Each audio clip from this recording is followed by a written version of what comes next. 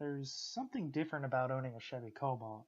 Now, it could be because General Motors has a fallacy to have this failure to recall mentality, or it could be simply because the car is cheap, it's a dime a dozen to find, and also they kind of have decent performance in the SS models. In this particular video, I'm going to discuss the 2005 Sunburst Orange Chevy Cobalt SS Supercharged that I purchased back in 2011.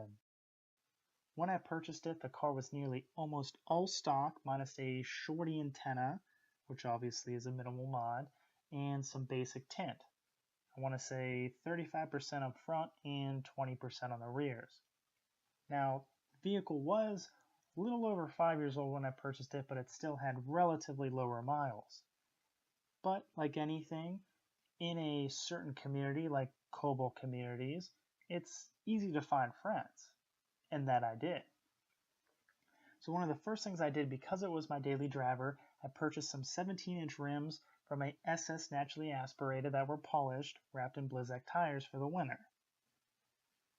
But it kind of made it a monster truck in a sense because I was riding on stock springs. Yes, the car did see snow. It did see some flurries and also some deeper snow. No, it wasn't stuck in this photo. It was just I was kind of posing of sorts. And kind of going back to a few stock photos here. Now, like most people or a majority of people, when you get something new, you kind of want to brag a bit to your buddies. So I cleaned the car up really well. I took a couple different angles and also was playing around with the camera. In this particular photo, I found some graffiti and was messing around with the HDR. And it kind of worked. My buddies were somewhat jealous. But going back to the mods or going towards more modifications, the first things that I did was a GM Stage 2 kit, which if you don't know what it is, just Google the description of it. And I also changed out the intake, the stock intake, for a InGen long ram intake with the additional InGen Hydro Shield. Short time later, I kind of got bored with it, so I decided to clean the engine bay up. It was showing its age, so I painted the valve cover. I polished it in some sense, nothing crazy. I painted the fuel rail cover. I painted I believe the fuse box and a couple other things. I tidied some stuff up.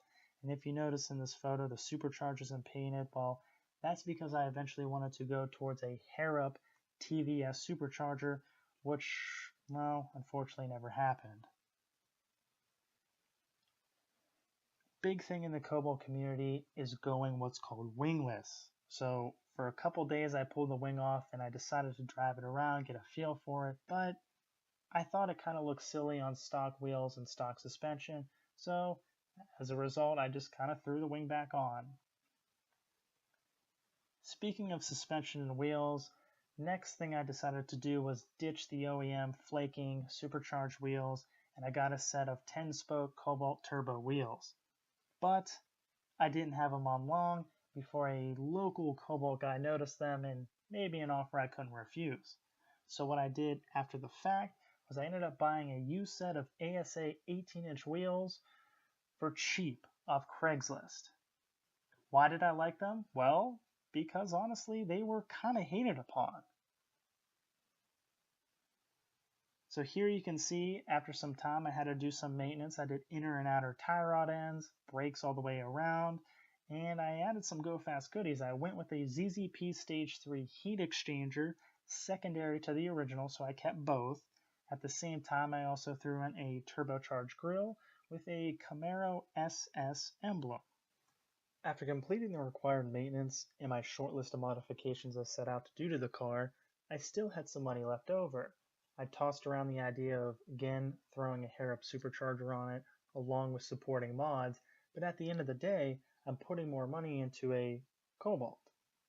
So do I put that money into a better platform to start out with?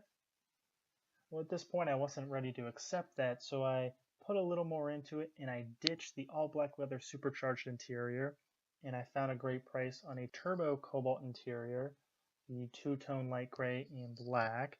I swapped in the front seats, the rear seats, and the door panels, and I felt that it complemented the Sunburst Orange really well. and it did exactly what I intended it to do. I drove the car and I thoroughly enjoyed it that much more. However, like any project, once you have that vision and you meet that vision, or maybe it's simply because of budget, you capped out on your budget, you just lose interest. You want to move on to the next project or whatever it may be. And that's exactly where I was. I was capped out on my budget. I didn't want to spend any more on it. And I just simply lost interest. I met that vision that I had for it.